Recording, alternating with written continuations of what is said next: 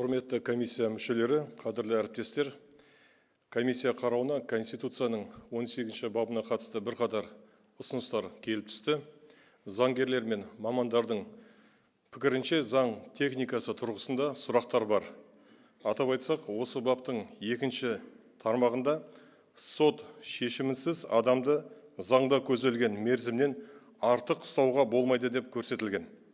Бұл дұрыс жазылған мәтін, дегенмен орыс тіліндегі аудармасында онда мерзімнен артық ұстау деген шешуші ұғым көрсетілмей қалған.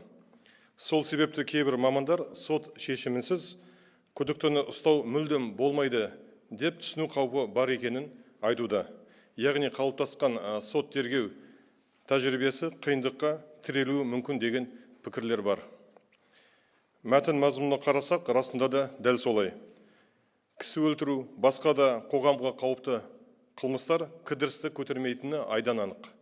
Қылмысты тоқтату, осы мақсатта күдіктіні ұстау, оны дереу оқшаулау құқық қорғау қызметінің ең негізгі міндеттерінің бірі болып танылады. Тек осыдан кейін ғана оны күзетпен ұстау туралы шешімді сот қабылдайды. Бұл дүниежүзілік практика.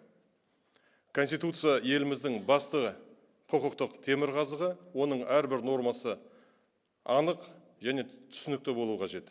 Және керісінше екі ұшты болмауы тиіс. Сондықтан да талқылаудағы осы норманы заң техникасы тұрғысынан қайта қарап нақтылауды ұсынамын.